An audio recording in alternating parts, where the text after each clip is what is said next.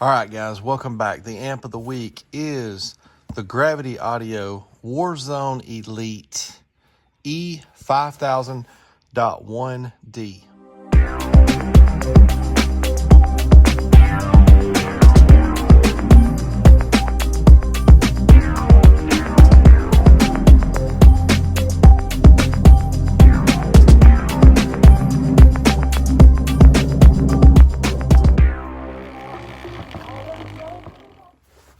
All right, thanks for coming back for another one. First, story time. So a few days ago, it was a little bit more than that, almost a week ago, I get a message online from a really nice guy. His name is Zach. He's with Menace. I will try to insert a photo of his channel and put a link in the description to his channel. But he reached out to me about the WA2K. He was interested in reviewing one of those on his channel. He's got a pretty cool channel, by the way. You should check him out. Give him a sub to him, and let's give him some love. But so we discussed back and forth a little bit about maybe trying to put that together, and he offered to let me review an amp that he had just recently got in. He bought this amp very recently for his car, for his channel, and I thought, wow, that's a great idea. So we met up, we swapped amplifiers, and you'll be seeing the WA2K on his channel. Go check that out. It's going to be super cool. And here I'm going to do a overview dyno on the Warzone Elite. This is a pretty cool amp. I had not done it. I've not fooled with any of the Gravity stuff. Here's what you see on the box. It's mostly the same stuff here as you go around. They're definitely calling this a 5K. We'll take a look at it in a minute, but this is a full bridge 1 ohm amplifier, Class D, full bridge, 1 channel. So what's on the box? More of the same. It's got the same stuff just about all the way around. So keep in mind, this amp has been out of the box. It has been installed in his car already. It's going to go back in there from what I understand. But here's your bass knob. Check this out. It's got a clip light. We love that. Telephone connector. It's got the little Gravity logo there. All right. Manual. Let's import it. And let's get this thing out of here. Get the box out of our way. Here we go, guys. This is a hefty little full bridge. I'll tell you, at first glance and the feel of it, it looks like an amp that'll probably do 5K. Love this. Dual 0 gauge inputs. The remote there looks like about honestly, I'm pretty sure that looks like an 8 gauge. But dual fans, that's cool. Here's what you get on that's laser etched right there. Actually, it's engraved. The rest of this looks like it's screen printed, but you got the e5000.1. Pretty good looking amp. Warzone Elite. Let's check out this side. All right, so we have a single input, a single output. I'm probably going to hook this one up today, since this is not my amp, with just a single input. I know a lot of these full bridges, you can use both of these to go in and it don't hurt anything, but I had a comment recently by somebody, I can't remember who it was, but they had a couple of tear amps, or a buddy that had a couple of tear amps. They act like it had it happen more than once, and they used these both for inputs, and it messed those amplifiers up. I haven't had that issue. Most full bridges, you can do that with no problems at all. But just to do my best with this amp, I'm probably just going to do the 1 input here today. So if you see that and you wonder why That's why. High pass from 15 to 80, low pass from 80 to 20K, gain, bass boost. So you see there with the crossovers, it's a full range. It'll play all the frequencies. Remote, power, clip, protect, and then dual 8-gauge outputs. Love that. 2 negatives, 2 positives. What's on the back? What's on the back? Pretty plain on the back. I can see some internals in there. The little bit that I can see looks pretty nice. Probably not going to take the back plate off of this one, to be honest. If Zach wants to do that over on his channel, check that out. He might not, who knows. But this isn't my amp. It's going to go back to him, so I'm not going to take the back plate off. Anyhow, guys, let's get this thing hooked up to the test bench. I'll thumb through the manual, let you know what you might want to know in here, like the specs and stuff. There's the models in this lineup, by the way. They've got a 15, a 3K, a 5K, and a 7500. It's pretty cool. All right, got some big amps here. All right, guys, let's get this thing wired up.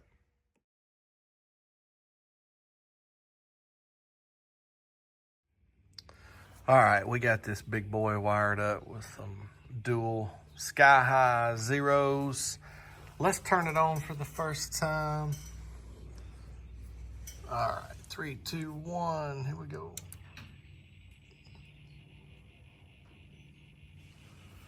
All right, it's always interesting to me, these newer full bridge amps with the 3 lights. They all act a little bit different. It's kind of cool to see how they do. Is this thing gonna focus? All right, let's get to what you guys really want to see, and that is the dyno runs. All right, guys, I wanted to show you something here. I just hooked the amp up and turned it on, but I don't even have any input signal yet. And the amp is already flashing on the distortion light on the DD1. That's interesting. Some of these full bridge amps will act a little bit funny like that. So you may see that throughout all the testing. By the way, I'm gonna clamp the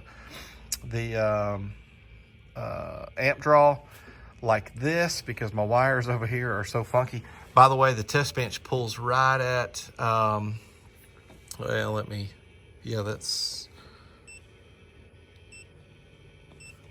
that's with the amp on. So the test bench itself pulls right at about 7 amps. You can see that right there, 6.9. Anyhow, so whatever we get on this, let's subtract 7 amps, and that'll be the current draw of the amp. So here's the manual. Check out the ratings here. At the top, you'll see the, 1 ohm, 2 ohm, 4 ohms, 5,000 watts, 2964, 1681. It's important on a full bridge to make sure the input sensitivity is within a range that you're giving it. 0.2 to 6, that is what most amps say. These Brazilian style full bridge amps can be picky about that input sensitivity. This right here doesn't say it, but on the box it says that the amp is rated for 11 volts to 15 volts. That's also important. We're going to be giving it the old standard 14.8. My phone is acting a little bit funny this morning. Anyhow, something else. I asked Zach when he wanted me to stop the test at clipping on the amp or clipping on the AMM1. He has an AMM1, by the way, so he's very familiar with that. And he said, let's do the full test all the way up to clipping on the AMM1. He said, I want the audience to know, and he wants to know himself. And so he gave me permission to do that. And I talked to him about how some amps don't survive that. And he wanted to do it. He urged me to do it. He bought this amp on Amazon. If anything goes wrong, he's gonna send it back. So anyhow, I don't want to mess up the guy's amp, but we're gonna do the test that way. So probably gonna do all my testing at 40 hertz. Let's face it, almost everybody is going to be buying this amp for subwoofers. I mean, not very many people are going to be buying this for door speakers. I get it. It happens. Every time I say that, people hit me up in the comments about, yes, we do. Yes, I do. Whatever, whatever. I get it. It happens occasionally, but most people are buying this for subwoofers. So all the testing at 40 hertz. All right, let me get to all these machines turned on and zeroed out and all of that, and we'll get to that 4 ohm run looking for 1681. It doesn't say at what voltage, but it does say at less than 1% distortion. So anyhow, 1681 is what we're going to be looking for on the first test. 1681, 40 hertz. Will it do it? 1644, the voltage dropped to 14.4 and the current draw was 198. Wow. Okay, guys, it fell a little short on that test, but let's see. I mean, we're only talking about 30 something watts. Let's see what it'll do dynamically at 4 ohms. All right, here we go. 40 hertz dynamic. How much is it gonna do? 1681.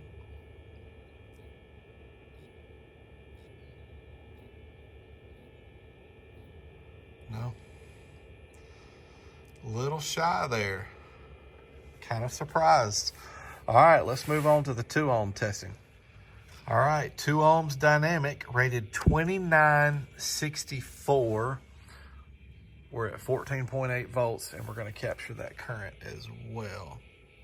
2964, is that right?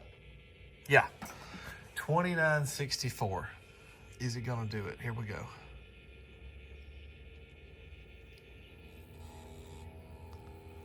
Oh yeah, it beat it. 3061 at 13.9 volts. So yeah, think about if I'd have been at 14.4, it would have done even more than that. All right, cool. Let's do the dynamic. All right, 2 ohms dynamic. What's it gonna do? Here we go.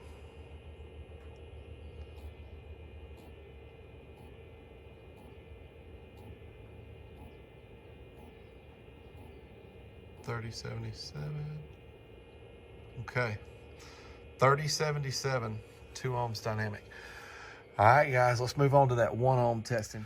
All right, guys, 1 ohm. Y'all know this is a tough test on a full bridge, but 1 ohm up to clipping, rated 5,000 watts. Is it gonna do it? Here we go. Let's unpause the track.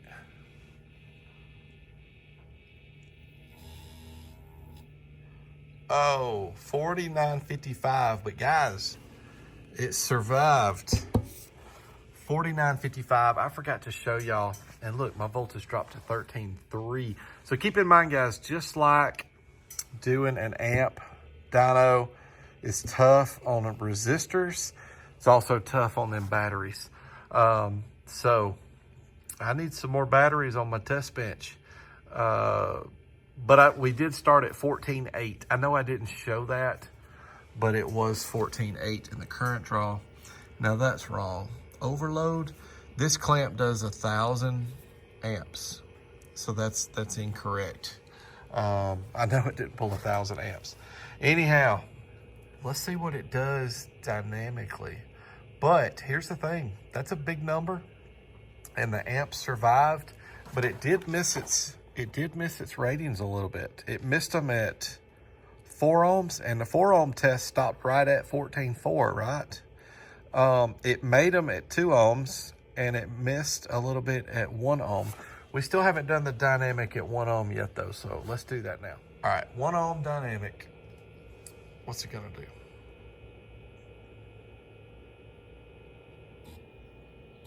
Uh-oh, we're over 5K. 5098 dynamically. Wow. That's a lot of power, guys. Don't put an amp like this in your car if you don't have electrical. I mean, like extra batteries, high output alternator. You need a fair amount of electrical to run an amp like this. All right, let's put this on those 2 SCAR 12s. We're gonna have to be careful because I don't want to blow my subs. This amp has enough power to blow those subs, but let's roll the bench over there and do that. All right, here we go on music. The Warzone Elite 5000.1. Let's see. I'm paying attention to my voltage with both of these meters at the same time. But let's get to it. I'm gonna have to take it easy here, guys. No doubt. No doubt. I don't want to blow these subs.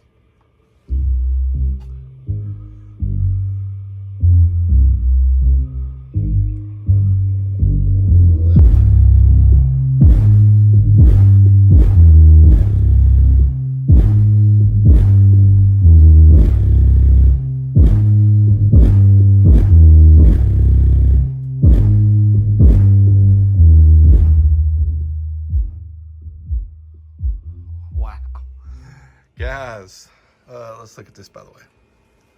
Only dropped to 14.3 there, and the SMD only went to 14.6. I got plenty of battery for music and dynamic stuff. Look at that. 4830 at 1.4 ohms. Guys, this amp does its power. I know it struggled at 4 ohms. It missed, it was a little bit shy at 4 ohms, only a little bit. But 2 and 1, this thing does more than it's rated, because think about doing those resistive loads. If I would have been able to maintain 14.4. Anyhow, guys, this amp is stout. Zach, thanks again, buddy, for letting me borrow this. Y'all check out Zach's channel, Bass Menace. It's a cool channel. He's got double the subscribers that I have already, and his channel is only 8 months old. So good job, Zach. I'll put a link in the description to his channel. He's going to be doing a video on the WA2K. I'm super excited about that. I'm super excited, Zach, that your amp survived. So good news. This thing is stout, guys. This thing is real stout. So again, guys, I post a video every Sunday morning at 7 o'clock. I got some really cool stuff coming up on the channel. I now have a stack of 4 brand new amplifiers sitting over here that you guys haven't seen yet. They're all 4 brand new amplifiers that come from Amazon. So subscribe to the channel. You don't want to miss that. Guys, thanks again for watching. All right, one last thing. What do I want to write down here? Let's give Zach that 49.55. I feel kind of bad about this because this amp is stronger than this. I just don't have enough battery. That was a 40 hertz, 1 ohm, uncertified at 13.3 volts. At 14.4 volts, that thing would have soared way past 5,000 watts, no doubt. Also, I can't believe I haven't mentioned this anywhere along the way so far. This amp is on Amazon right now for $299. That's a great value. $299 for over 5,000 watts. Great deal right here. This is a pretty cool amp. All right, guys, thanks again.